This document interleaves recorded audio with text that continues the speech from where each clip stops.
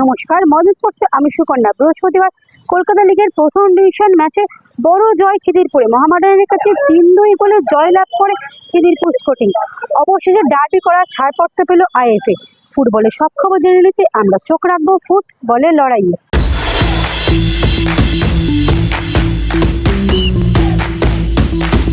অবশেষে ডার্বির জট কাটল। কল্যাণীতেই হবে মরশুমের প্রথম ডার্বি। তবে 19শে জুলাই নয়, আগামী 26শে জুলাই হতে চলেছে মরশুমের প্রথম ডার্বি। বৃহস্পতিবার কল্যাণীতে নদিয়া পুলিশের শীর্ষ কর্তাদের সঙ্গে কয়েক দফা বৈঠকের পর ডার্বির জট খুলল। 26শে জুলাই বিকেল 5:30 থেকে শুরু হবে কলকাতা লিগের প্রথম ডার্বি। কেন 19-এর বদলে 26শে জুলাই হচ্ছে ডার্বি? টেলিফোনে বিস্তারিত জানালেন আইএফএ সচিব অনির্বাণ দত্ত। ম্যাচটা 7 দিন পেছিয়ে গেল কেন? মানে 19-এর বদলে কেন 26-এ করা হচ্ছে? আমরা অ্যাপ্লাই করেছিলাম গতকাল ইন্সপেকশন হয়েছিল। আমরা ভেবেছিলাম গতকালই আমরা পারমিশন পেয়ে যাব। যেহেতু পারমিশনটা ডিলে হলো, সেক্ষেত্রে আমরা দেখলাম 19 তারিখের ম্যাচ 18 তারিখ যদি আমরা টিকিট ছাড়ি, দর্শকদের টিকিট সংগ্রহ করতে অসুবিধা হবে। একদিনে সব টিকিট ডিস্ট্রিবিউশন বা অনলাইনে হলেও দর্শকদের জানানো কোথায় পাওয়া যাবে, কিভাবে পাওয়া যাবে টিকিট, সেটার সময় নেই সাফিসিয়েন্ট। আর আমাদের মূল লক্ষ্য হলো স্পেকটেটর এক্সপিরিয়েন্স। মানে আমরা এমন ভাবে ডার্বিটা করতে যাচ্ছি যেখানে মাঠে আসাটা একটা আনন্দের ব্যাপার হবে, যেখানে মাঠে দর্শকদের জন্য খাবারের ব্যবস্থা থাকবে, জলের ব্যবস্থা থাকবে, বাথরুমের ব্যবস্থা থাকবে। একটা ভালো এক্সপিরিয়েন্স আমরা দর্শককে দিতে চাইছি, আমাদের ফোকাস সেটার উপরে। এবং তার উপরে আমরা এবার প্রথমবার পুরো অনলাইন টিকিট করছি। মানে যত ফিজিক্যাল টিকিট জোগাড় করার দরকার নেই, তারা মোবাইলে টিকিট কাটবে, মোবাইল স্ক্যান করিয়ে মাঠে ঢুকে যাবে। মানে প্রতিবার যেরকম টিকিট কেটে তার ফিজিক্যাল পেপার টিকিট নিতে যেতে হয়, লাইনে দাঁড়িয়ে সেই টিকিট নিয়েছে আবার মাঠে ঢোকার জন্য লাইন দিতে হয়, এগুলো থাকছেই না। তারা নিজেদের বাড়িতে বসে টিকিট কাটবে, মোবাইল নিয়ে মাঠে আসবে, মাঠে মোবাইল স্ক্যান করাবে, ডাইরেক্ট মাঠে ঢুকে যাবে। এই সব কিছুর অর্গানাইজেশন অ্যারেঞ্জমেন্টের জন্য একটা সময় দরকার। দর্শকরা যে জিনিসপত্র অনেক সময় এক্সট্রা চলে আসে, ধরুন বাইকে এসেছে, হেলমেট রাখবো কোথায়, তার জন্য আলাদা ডিপোজিট কর্নার করা হচ্ছে যেখানে তারা জিনিসপত্র রাখতে পারবে। একটা অন্য রকমের ডার্বির এক্সপিরিয়েন্স আমরা ক্রিয়েট করার চেষ্টা করছি, যেখানে খেলা দেখতে আসাটা মাঠে টায়ারিং হবে না, যেখানে খেলা দেখতে আসাটা আনন্দের হবে। এই সব কিছু করতে গেলে একদিনের সময়ের মধ্যে করে ওঠা সম্ভব ছিল না। তো সেটা নিয়ে আমরা আলোচনা করি এবং এসপির সাথে কথা বলে আমরা তখন ডিসাইড করি যে 19 নয় 26 তারিখে করবো। তাতে আমরাও এক সপ্তাহ সময় পাবো। টিকিটটা কোথায় পাওয়া যাবে, কিভাবে পাওয়া যাবে, সেটা মানুষের কাছে সেই তথ্য পৌঁছে দেওয়ারও যথেষ্ট সময় থাকবে। এবং এটা যেটা বলছিলাম যে স্পেকটেটর এক্সপিরিয়েন্স, দর্শকদের জন্য যে সুযোগ সুবিধার ব্যবস্থা, সেটাও আমরা সঠিকভাবে গুছিয়ে করতে পারবো। কবে থেকে টিকিট পাওয়া যাবে এবং কিভাবে মানে টিকিট খুব শীঘ্রই অনলাইন হয়ে যাবে। কালকে সন্ধ্যেবেলা বা পরশুদিন টিকিট অনলাইন হয়ে যাবে।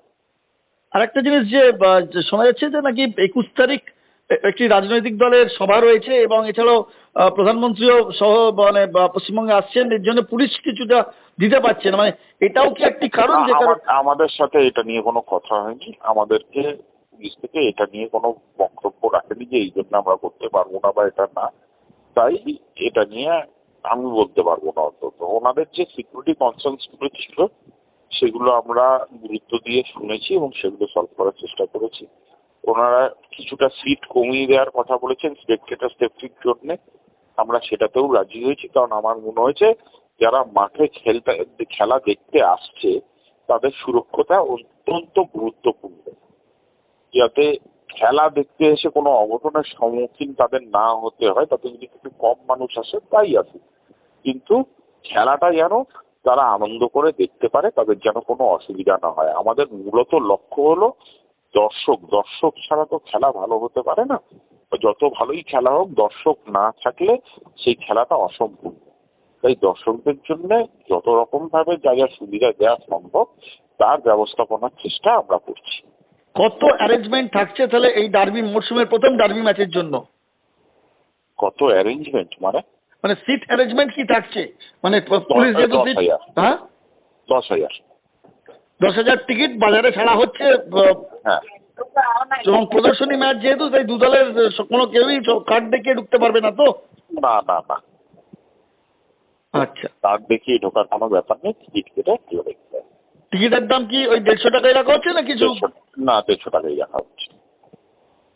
কিন্তু ধন্যবাদ। এই যে মাঠে গেলে কোনো দর্শক খাবার পায় না, সেই জায়গাটা আমরা অ্যাড্রেস করার চেষ্টা করছি। আমরা চেষ্টা করছি ওখানে মাঠে ভেন্ডার থাকবে, যারা খাবার নিয়ে মাঠে ঘুরে বেড়াবে, কারোর ইচ্ছা হলে খাবার নিয়ে খেতে পারবে। মাঠে কারোর কি খাবার জল লাগলে খাবার জলের ব্যবস্থা থাকবে, কারোর বাথরুমে যেতে চাইলে পরিষ্কার বাথরুম থাকবে, বাথরুমে কন্টিনিউয়াস জ্যানিটার্স পোস্টেড থাকবে, যাতে বাথরুম কখনো নোংরা না হয়, সঙ্গে সঙ্গে বাথরুম পরিষ্কার করে দেওয়া যায়। এইসব ব্যবস্থাপনা করতে একটু সময়ের দরকার। যেহেতু একটা দিন আমরা লুজ করেছি, তাই আমরা ডিসাইড করি যে 26 তারিখ হলে আমরা সব রকম ভাবে প্রস্তুত হয়ে ডার্বিটা নামাতে পারবো। এটা কি অনেকটা ক্রিকেটের মানে যেরকম ধাঁচে দেখতে পাই আমরা, সেরকম মানে বক্স আলাদা থাকছে, এরকম কিছু থাকছে, ব্যবস্থা করা হচ্ছে? কি থাকবে? বক্স, ক্রিকেটে যেমন বক্স থাকে, না, আইপিএল কল্যাণী মাঠে তো বক্সের ব্যবস্থা নেই, তো বক্স থাকবে না। কিন্তু সাধারণ সেক্রেটারি যারা গ্যালারিতে বসে দেখছে, তাদেরও কিন্তু বেসিক রিকোয়ারমেন্ট গুলো মিট করার একটা দরকার থাকে, যেটা সবসময় হয়তো হয়ে ওঠে না। আমরা চেষ্টা করছি যারা সাধারণ গ্যালারিতে খেলা দেখবে, তাদেরও অভিজ্ঞতা যেন ভালো হয় খেলা দেখতে এসে। অসংখ্য ধন্যবাদ, অসংখ্য ধন্যবাদ অনির্বাণ দত্ত। ধন্যবাদ, থ্যাংক ইউ। পুলিশের অনুমতি হাতে চলে আসায় শনিবার থেকেই অনলাইনে পাওয়া যাবে ডার্বির টিকিট। তাই ডার্বি ঘিরে আবার উন্মাদনা বাড়ছে। ব্যুরো রিপোর্ট, ময়দান স্পোর্টস।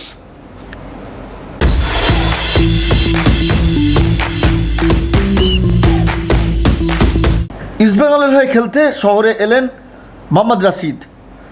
বৃহস্পতিবার মধ্যরাতে কলকাতা আন্তর্জাতিক বিমানবন্দরে পা রাখলেন রাশিদ। হাতজোর করে বেরিয়ে এলেন বিমানবন্দর থেকে, আর উচ্ছ্বাসে ভেসে গেল লালহুলু জনতা। জয় ইস্টবেঙ্গল থেকে রাশিদের নামে জয়ধ্বনি সবই দেখা গেল।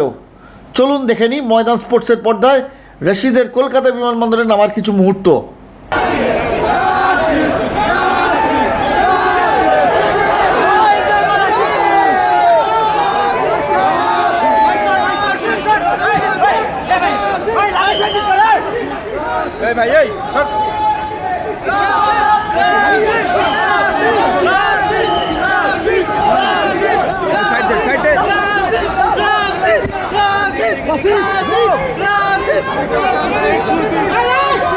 এদিকে শুক্রবার কাকভোরে ইস্টবেঙ্গলের হয়ে খেলতে শহরে এলেন দিমান্তাকস, সঙ্গে সহকারী আদ্রিয়ান। লালহুলুর জার্সিতে এবার নিজেকে প্রমাণ করতে চান দিমান্তাকস। তবে হামিদের ক্ষেত্রে যেভাবে লালহুলুর সমর্থকরা তাকে অভ্যর্থনা জানাতে ভিড় জমিয়েছিলেন, সেই সমর্থকদের অবশ্য দিমান্তাকসকে স্বাগত জানাতে দেখতে পাওয়া যায়নি। গুটি কয়েক সমর্থক এসেছিলেন বিমানবন্দরে তাকে স্বাগত জানাতে।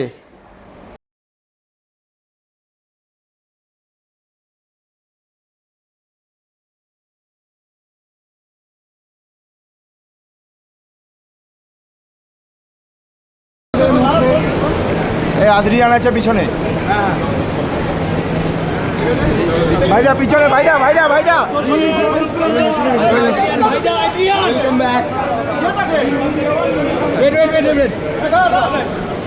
Adrian Adrian Adrian Adrian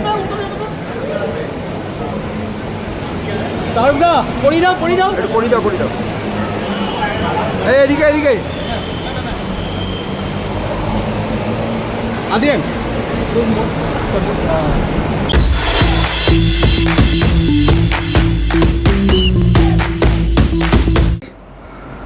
Kolkata premier division football লিগে এবার খিদিরপুরের কাছে 3-2 গোলে হার মোহামেডান স্পোর্টিংয়ের। প্রথমে 1 গোলে পিছিয়ে থাকলেও মোহামেডান ম্যাচে সমতায় ফেরায়, কিন্তু শেষ রক্ষা হয়নি। শেষ পর্যন্ত 3-2 গোলে হার মোহামেডানের।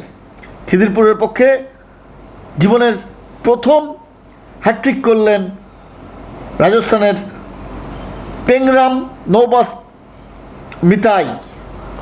পেংরামের হ্যাট্রিকের সুবাদে 3 পয়েন্ট পেল খিদিরপুর। লিগ টেবিলের 11 নম্বরে। ম্যাচ হেরে কি বলছেন মোহামেডান কোচ मेहराजुद्दीन वाडू। मुझे लगता है कि उसके बाद एक बॉल वापस मिला हमको और चांस मिला फिर से गेम को कंट्रोल करने का, और तो हमने नेक्स्ट बॉल वापस कंसीड किया, उसके बाद और एक बॉल हमने कंसीड किया, वापस कन्वर्ट किया।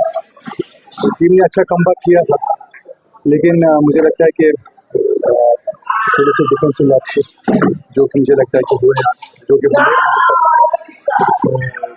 उनकी वजह से गोल कंसीड किया। और मुझे लगता है कि प्लेयर्स अपना बेस्ट ही दे रहे हैं, लेकिन जो हमारे पास है उनको खिलाने की कोशिश कर रहे हैं। और हम सब जानते हैं कि जो हमारे पास टीम है, यंग टीम है, और थोड़ा सा टाइम चाहिए।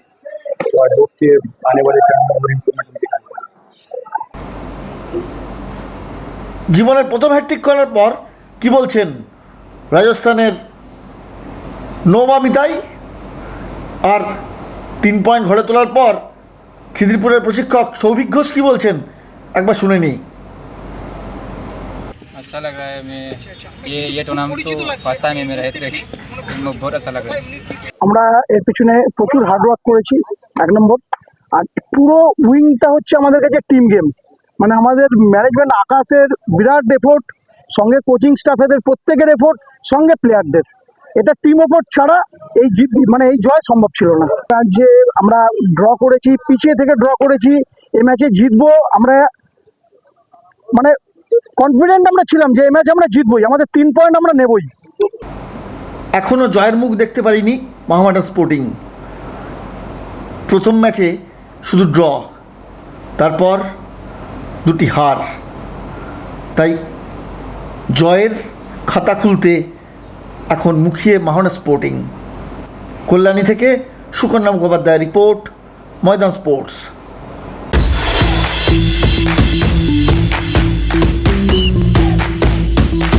ভিডিওটি ভালো লাগলে লাইক করুন, শেয়ার করুন, আপনাদের মতামত কমেন্ট করুন, চ্যানেলটিকে সাবস্ক্রাইব করুন এবং পাশে থেকে বেল আইকনটাকে প্রেস করে দিন। দেখা হবে আবার পরের ভিডিও।